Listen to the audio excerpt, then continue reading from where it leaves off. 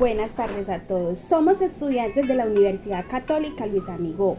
Hoy les hablaremos un poco sobre el acoso laboral y todo lo referente al protocolo de prevención y actuación, siendo este un factor importante para el buen desarrollo del trabajador dentro de su entorno laboral. Nuestro grupo lo conforman las compañeras Lady Daniela Sevillano Capié, Estefanía Parra Gómez y quien les habla, Sirley Santa Cruz Sepúlveda. En los últimos tiempos se ha conocido que el acoso en el lugar de trabajo está siendo un factor que crece con frecuencia, pues son demasiados los reclamos que se realizan sobre violencia y persecución laboral, siendo estos actos o comportamientos que debilitan la condición de las personas en su lugar de trabajo, ya que causan alteraciones en las relaciones entre los funcionarios, la organización de la empresa y el ambiente laboral, afectando el nivel de eficiencia y calidad del trabajo y el bienestar de los empleados. Podemos entender el acoso laboral como un tipo de amedrantamiento a las personas dentro de su lugar de trabajo, ya que es reconocido como toda conducta o comportamiento inadecuado y persistente, efectuado sobre un empleado, ya sea por parte de su jefe, superior o un compañero de trabajo, orientada a provocar miedo, angustia, intimidación, amenaza, a causar daños laborales, causar desmotivación en el trabajo o inducir simplemente a la persona al abandono de su puesto. Frente a una circunstancia de acoso laboral, las personas deben actuar en base a sus capacidades, los medios y el apoyo con el que cuenten para hacer frente y resolver esta situación. Bueno, pasamos a hablar entonces sobre las modalidades en las que se presenta el acoso laboral. Como primera modalidad tenemos el maltrato laboral. El maltrato laboral es todo acto de violencia contra la integridad física o moral hacia el trabajador o todo comportamiento inclinado a perjudicar o dañar su autoestima y su dignidad. Como segunda modalidad tenemos la persecución laboral. La persecución laboral entonces es una conducta con reiteración o evidente arbitrariedad con el propósito de inducir la renuncia del empleado mediante la descalificación, la carga excesiva de trabajo y cambios indebidos inconstantes de horario que puedan provocar desmotivación laboral al empleado. Como tercero tenemos la discriminación laboral. Bueno, entonces la discriminación laboral es todo trato diferencial, ya sea por razones de género, etnia, procedencia, creencia religiosa, ideología política, condición o situación social, entre otros. Seguimos entonces con el entorpecimiento laboral. El entorpecimiento laboral son acciones realizadas con el objetivo de dificultar o imposibilitar el cumplimiento de las labores del empleado dentro de la empresa. Y por último, tenemos la desprotección laboral. Y la desprotección laboral es toda conducta tendiente a proponer en riesgo la integridad y la seguridad del empleado mediante órdenes o asignación de funciones sin el cumplimiento de los requisitos mínimos de protección y seguridad. En función del nivel jerárquico o cargo sobre quienes recae la calidad de personas acosadoras, el acoso laboral se clasifica en, primero que todo, acoso descendente o bossing. Bueno, el acoso descendente o bossing es cuando la persona ostenta el poder a través de desprecios, falsas acusaciones, generando así un maltrato psicológico a sus trabajadores con el propósito de destacarse frente a sus subordinados, y el trabajador agredido rara vez denuncia y soporta la situación por temor a ser despedido. Luego seguimos con el acoso horizontal. El acoso horizontal se manifiesta cuando un trabajador se ve acosado por un compañero de su mismo nivel jerárquico. Estos problemas pueden producirse por conflictos personales y se demuestra a través de la ridiculización o poner en evidencia al compañero cuando este compañero comete un error o incurre en una falta. Seguimos entonces con el acoso ascendente. En el acoso ascendente se da porque una persona ostenta un rango jerárquico superior, es decir, que la persona se vea agredida por uno de sus subalternos. Y por último tenemos el acoso mixto o complejo, y es esta agresión que se da por uno o varios compañeros de trabajo y el conflicto no es solucionado por los superiores. Bueno, en ese orden de ideas seguimos con las fases del desarrollo del acoso laboral. Como primera fase tenemos el incidente crítico. Aquí se genera un conflicto a partir del cual el trabajador empieza a ser criticado o perseguido. Como segunda fase tenemos el acoso o estigmatización. En esta fase se identifican las acciones cuya finalidad es causar daño y de forma sistemática. En la tercera fase tenemos intervención por parte de la empresa. Aquí el problema es conocido por los niveles de decisión de la empresa, generando así acciones que puedan variar entre no hacer nada, conciliar o reubicar al trabajador. Y por último tenemos la fase de marginación o exclusión de la vida laboral, y es aquí cuando el acosado termina abandonando o renunciando al trabajo. En el acoso laboral se van a presentar manifestaciones clínicas.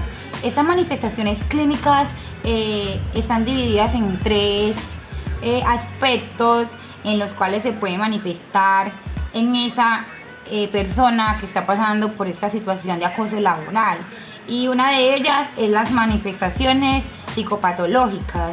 En estas manifestaciones la persona va a reflejar en varios casos dados reacciones de ansiedad, apatía, reacciones de evasión, problemas de concentración, humor depresivo, falta de iniciativa, melancolía, cambios de humor y pesadillas recurrentes, entre otras más manifestaciones. En las manifestaciones clínicas también están las manifestaciones psicosomáticas. En este ambiente, la persona que esté pasando por esta situación va a presentar hipertensión arterial, ataques de asma, taquicardia, dolor estomacal, dermatitis, pérdida del cabello, úlceras estomacales, taquicardia, migraña, entre otras más.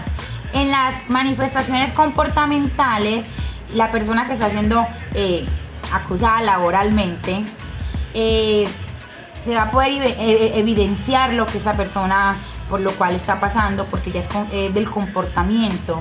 Entre estas manifestaciones o acciones están reacciones auto y heteroagresivas, puede tener esa persona, trastornos alimenticios, incremento del consumo de droga y alcohol, incremento en el consumo de cigarrillos, aislamiento social. Bueno,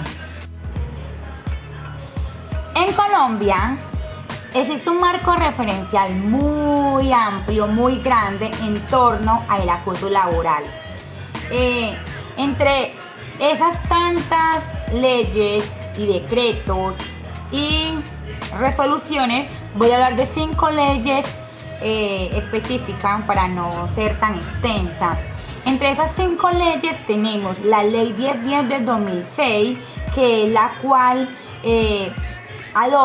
en la cual se adoptan medidas para prevenir, corregir y sancionar el acoso laboral. Está la Ley 1257 del año 2008, que habla de la no violencia contra las mujeres. Esta dicta normas de sensibilización, sanción de formas de violencia y discriminación contra las mujeres. En ese mismo orden tenemos la Ley 1413 del año 2010, la cual regula la inclusión de la economía del cuidado en el sistema de cuentas nacionales con el objetivo de medir la contribución de la mujer al desarrollo económico y social del país como herramienta fundamental para la definición e implementación de políticas públicas.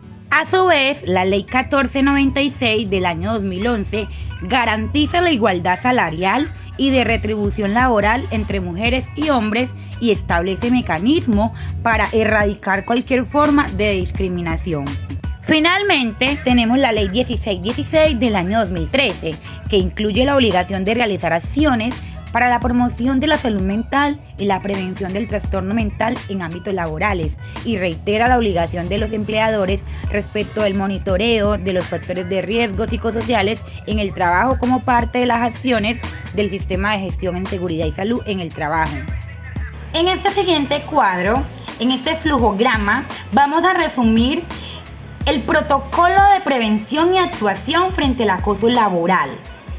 Por lo tanto, se deben implementar actividades preventivas del acoso laboral, como definiendo las políticas, es decir, se debe definir una política o declaración de intención que fomente las relaciones laborales respetuosas, la dignidad personal, la promoción de la salud y la cero tolerancia a la discriminación, la violencia y en general a cualquier forma de acoso laboral. Se deben establecer normas de convivencia, dada a que toda actividad humana se expresa en conductas y dado que como parte de la relación laboral es necesario que se interactúen personas con diferentes costumbres, conocimientos y metas, se requieren normas de convivencia laboral que regulen estos comportamientos.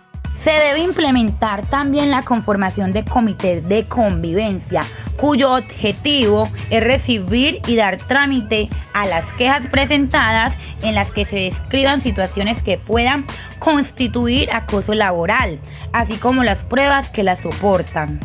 En ese sentido, se debe identificar y evaluar factores de riesgo psicosociales para intervenir en función del resultado y realizar seguimiento y monitoreo. También se deben intervenir conductas compatibles con el acoso laboral.